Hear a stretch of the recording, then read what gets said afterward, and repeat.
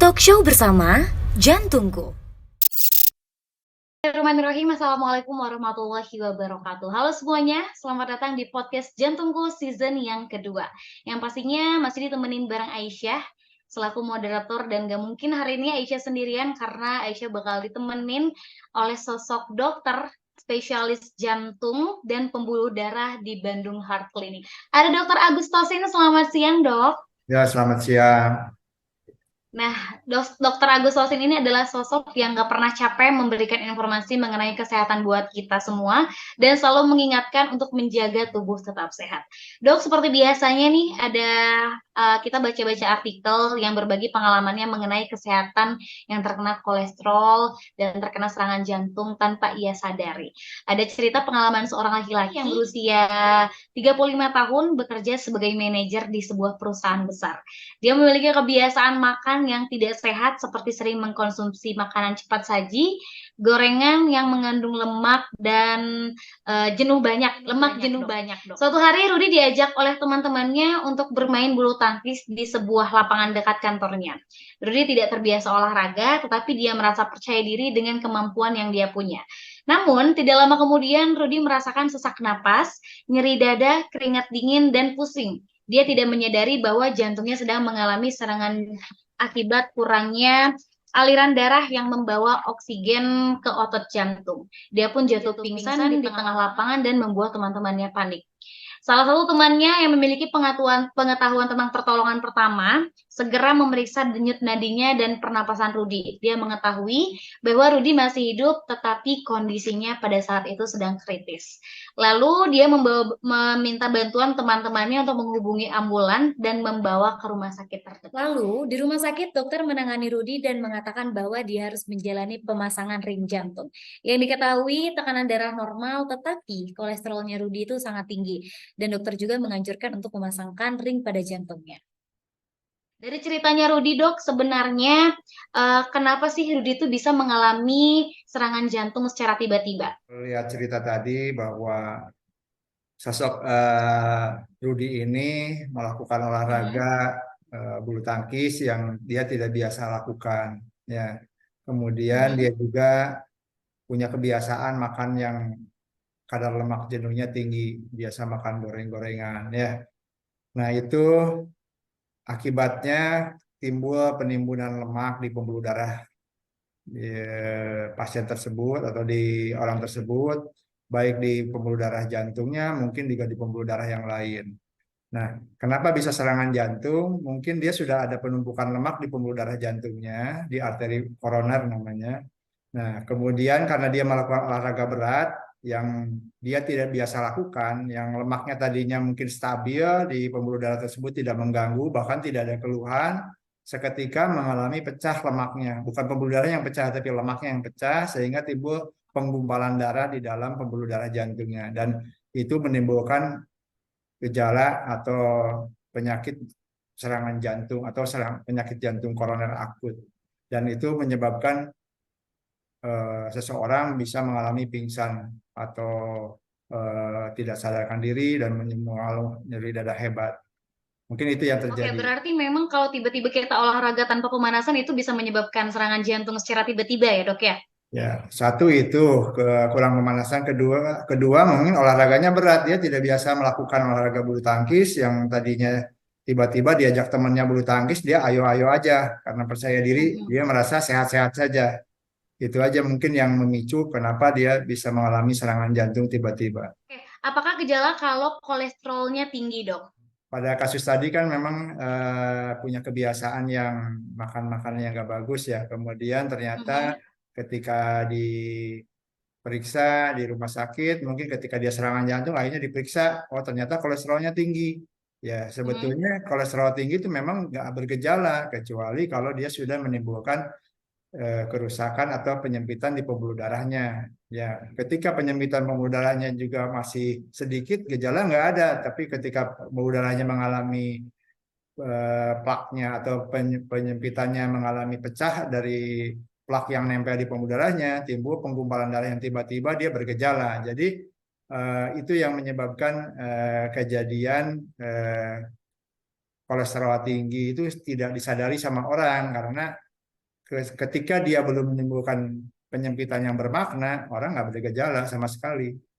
Oke, dan sebenarnya dok, ngomong-ngomong masalah kolesterol, sebenarnya kolesterol itu tuh apa sih dok? Dan kenapa penting untuk memahami tingkat kolesterol yang kita alami dok? Ya, kolesterol itu sebetulnya ada dua ya. Ada kolesterol yang sifatnya jahat, artinya LDL Hmm. kolesterol. Jadi dia menyebabkan penimbunan lemak di pembuluh darah. Lagi adalah kolesterol yang baik atau kolesterol HDL. Dia justru terbalik, dia lemak di pembuluh darah dimasukkan kepada jaringan sehingga tidak menumpuk di pembuluh darah. Yang bahaya buat kita adalah kolesterol yang jahatnya, yang LDL kolesterol. Ya, jadi kolesterol LDL itu sifatnya ya tadi membuat timbunan lemak di pembuluh darah. Salah satunya di pembuluh darah arteri koroner yang memberi darah ke otot jantung. Nah, dari kolesterol itu apa sebab kolesterol tinggi dok? Penyebabnya apa Ini dok? banyak hal ya. Satu, kolesterol itu sendiri diproduksi oleh tubuh kita sendiri. Ya, namanya Hmm? sifatnya kolesterol endogen. Kemudian juga bersumber dari luar. Kebanyakan itu kolesterol naik atau kolesterol tinggi pada kebanyakan orang adalah karena faktor dari luar. Faktor dari luar itu makanan. Ya, makanan yang banyak mengkonsumsi lemak yang jenuh yang tinggi itu menyebabkan kolesterolnya tinggi. Atau makan jeroan misalnya. Nah, kemudian juga mungkin karena orangnya kurang beraktivitas sehingga lemaknya itu tidak terbakar, tidak termetabolisme sehingga menumpuk di pembuluh darah. Kemudian ada juga hal lain kemungkinan karena produksi endogennya tinggi, dia memproduksi kolesterolnya tinggi. Biasanya karena ada faktor genetik, walaupun makanannya sudah dijaga, kolesterolnya tetap meningkat. Nah, itu salah, tapi memang lebih jarang ya. Kebanyakan sih dari faktor asupan dari luar dan karena kurang beraktivitas fisik ya. Nah, kalau misalnya nih dok, saya terkena kolesterol tinggi, apakah itu tidak menutup kemungkinan kalau saya memiliki masalah pada jantung saya dok? Ya, jadi ketika kolesterol di badan kita ketika diukur ternyata tinggi, tidak serta-merta bahwa kita ada keluhan di tubuh kita atau di jantung kita. Karena ketika kolesterol itu belum menyebabkan penyempitan pembuluh darah yang bermakna, itu belum ada gejala sama sekali.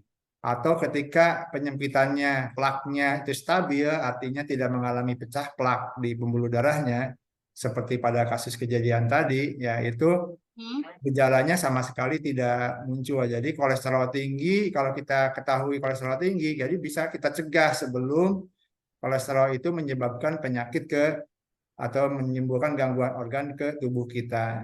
Oke, dari akibatnya dari cerita di atas, apa dok akibat jika tidak dipasang ring jantung? Karena kan kadang ada beberapa pasien yang ragu tuh dok untuk melakukan tindakan pemasangan ring pada jantung. Ya, jadi pada kasus serangan jantung, penanganannya sebetulnya tentu kita harus prinsipnya adalah segera membuka pembuluh darahnya. Biasanya dokter akan memberikan di rumah sakit sesuai prosedur adalah memberikan obat pengencer darah yang pertama ya yang diberikan secara diminum ya itu ada beberapa tablet seperti aspirin mungkin kalau di luaran banyak kemudian ada obat-obat lain yang ditambahkan ketika sampai ke unit gawat darurat. Kemudian ada juga obat penghancur sumbatan, jadi tidak selalu ring jantung ya. Jadi dilakukan penghancur sumbatan ketika misalnya di rumah sakit tersebut tidak tersedia alat untuk melakukan atau alat kemudian juga dokter yang mampu melakukan tindakan pemasangan ring. Jadi dilakukan penghancuran sumbatannya dengan obat namanya trombolitik. Jadi dia menghancurkan bekuan darahnya, bukan menghancurkan plaknya. Itu juga sangat menolong ya ketika belum dilakukan pemasangan ring. Nah, tindakan yang lebih cepat mengatasi sumbatan yaitu dengan melakukan pemasangan ring karena pemasangan ring ini akan menjamin bahwa sumbatannya terbuka dalam waktu singkat. Kenapa mesti cepat? Ya karena ketika sumbatannya dibiarkan dalam waktu yang lama, otot jantungnya itu akan mengalami kerusakan yang sifatnya permanen sehingga otot jantungnya mengalami komplikasi yang lain, lemah jantung, ya kemudian juga bisa berakibat sesak napas karena timbul cairan ke paru-paru gara-gara jantungnya tidak bisa memompa darah dengan sempurna, ya atau kemudian pingsan tiba-tiba karena irama jantungnya keganggu.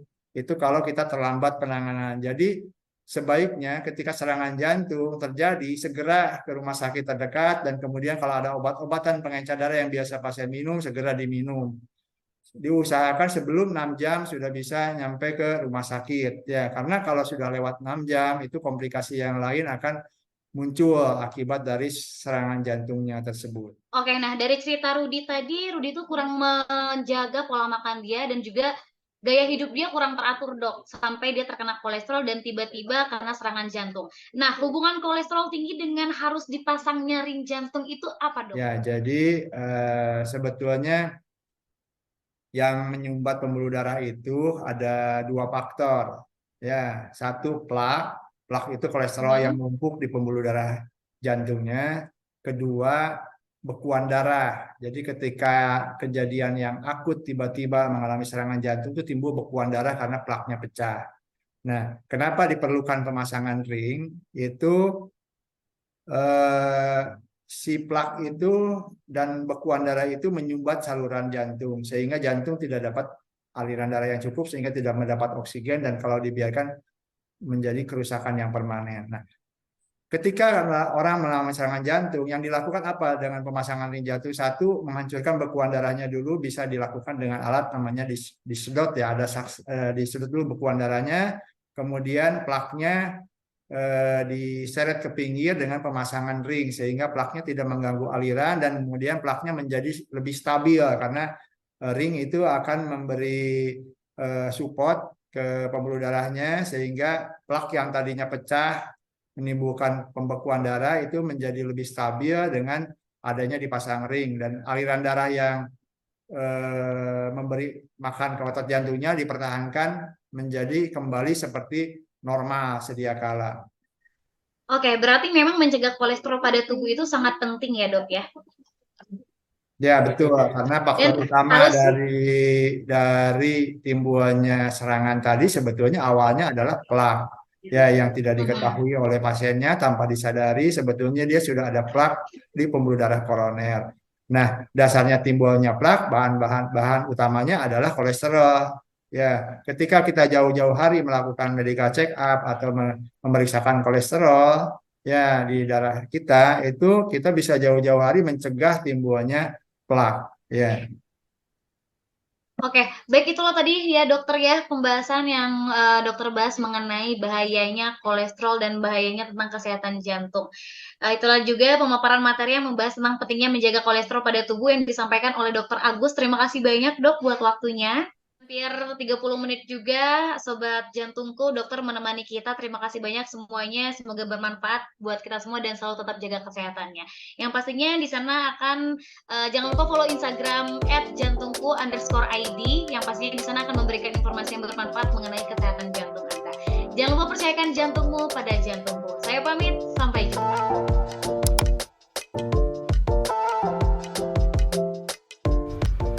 Jantungku, partner terpercaya melindungi kesehatan jantung Anda. Download aplikasi Jantungku sekarang juga di Google Play Store dan App Store.